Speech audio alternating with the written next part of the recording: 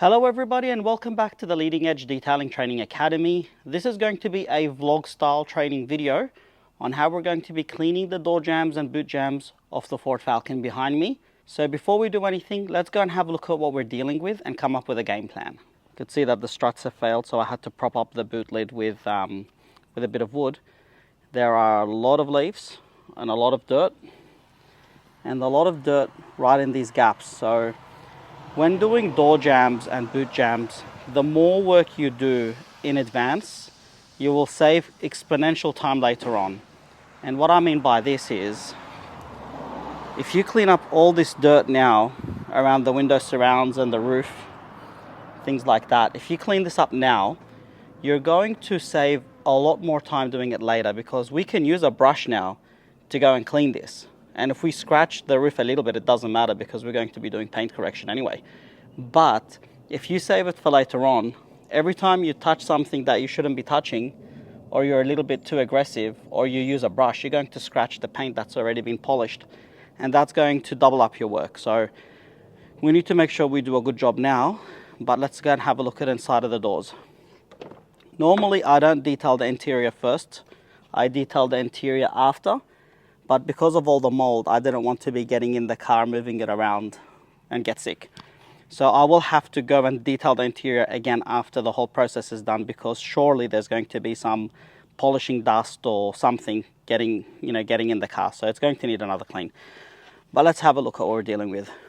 We have dirt on the rubbers as expected. You have dirt and spider webs inside of the door jambs. I'm not worried about live spiders in there because I did spray the car with some insect killer.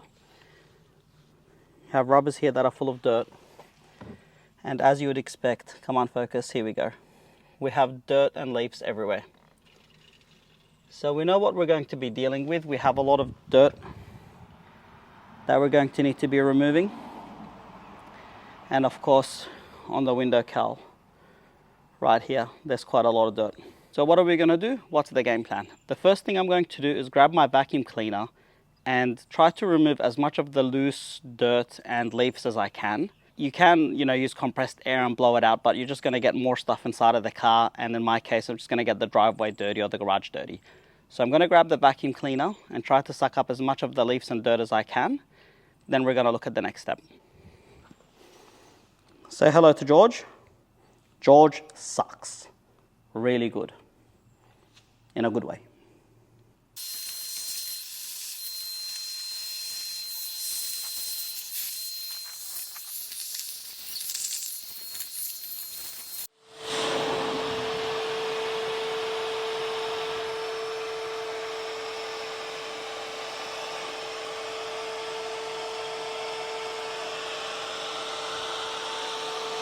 With all the big pieces now removed from inside of the door jambs, the boot and the engine bay, all you need for the next step is some IGL Multi, which is a multi-purpose cleaner, and a brush.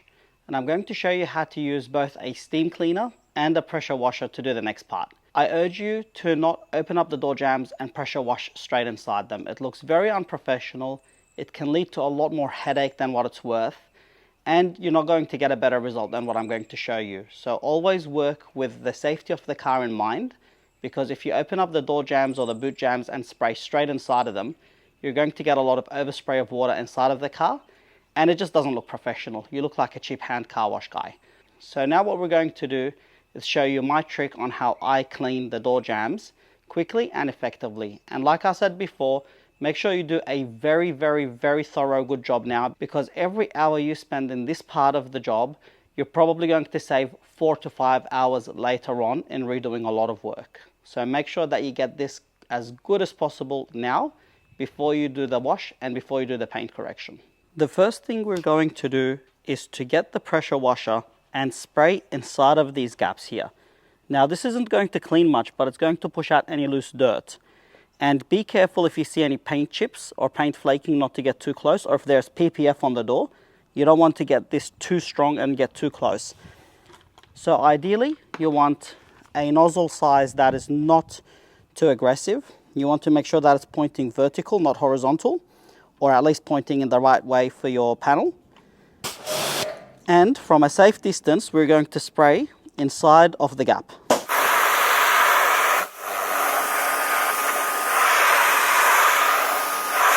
In effect, what we have just done is wet inside of the door jamb for the next step so we can do it better. It's a little bit hard to see with the camera being so far away, but basically everything in here now is wet.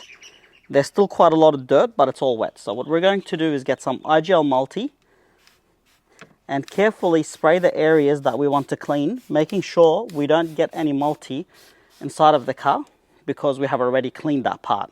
Then using the brush, we're going to give it a good scrub. Everywhere that we want to clean, we're going to give a very good scrub.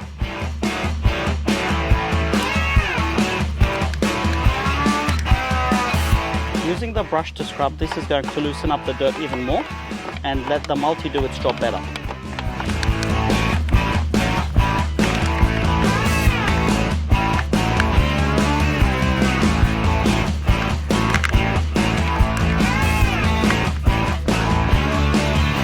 Now, before it dries up inside, we're going to give it another really good rinse with the pressure washer, and hopefully all the dirt's going to come down and get out of the car.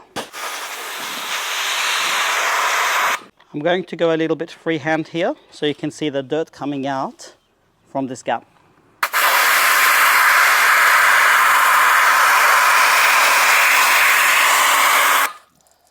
So now basically when you open up the door, there's no water inside of the car, and over here is a lot cleaner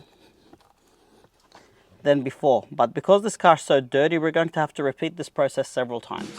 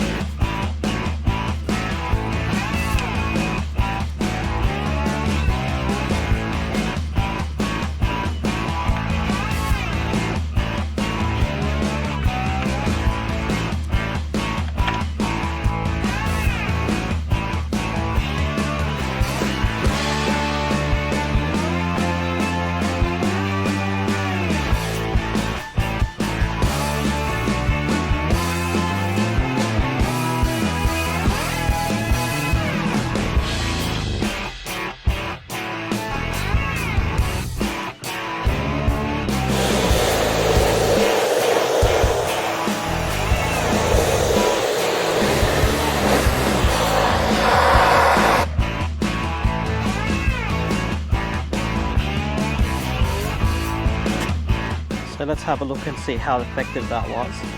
You could see all the dirt on the floor straight away.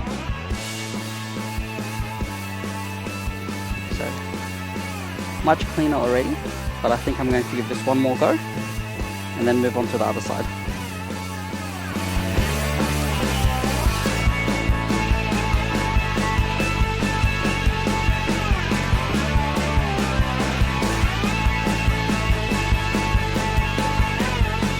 Okay, so the camera survived its first ever major drop due to the inclination of the driveway, but I think it's still working okay. So let's check out that boot lid and see how it came out with 2 goes of removing the dirt that's inside it. So apologies, I can't get this any more stable because like I mentioned, the boot doesn't have a strut that's working. But look at that, all the dirt has now been removed and only a few leaves inside, no water is inside. So let's put the car inside of the garage and have a look at how we use the steam cleaner and get out of this piping heat.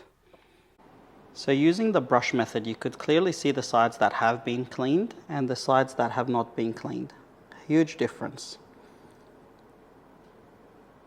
The process to use the steam cleaner to clean the door jambs and boot jambs and even the engine bay is very similar.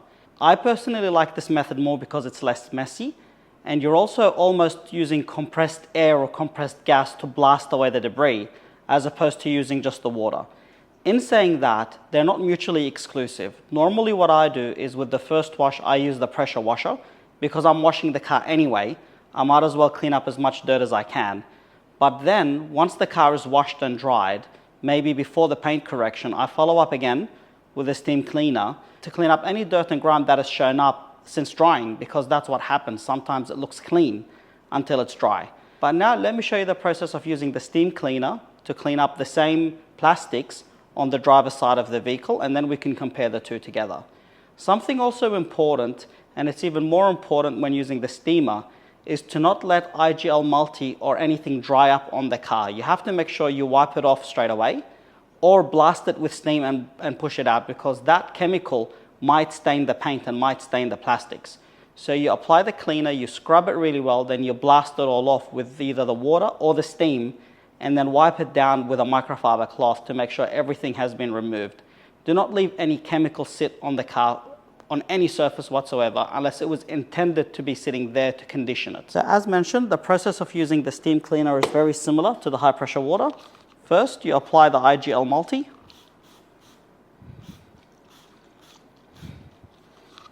Then you scrub really well. Try to get in as many gaps as you can with the brush.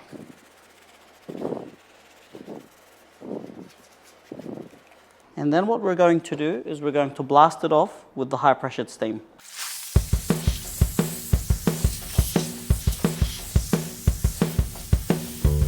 And we're going to repeat this process as many times as we need to get the desired result.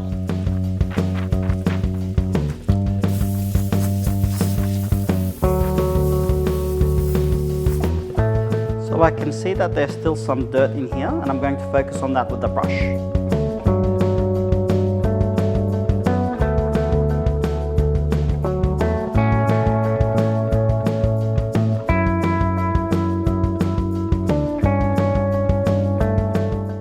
Notice that the brush itself will start to become quite dirty, so it will need a rinse every now and again.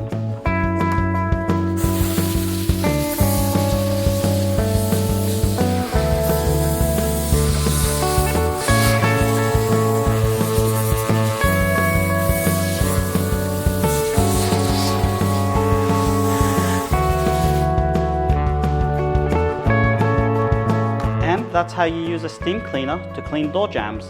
I'm going to now set the camera up on time lapse and finish off the whole side for you.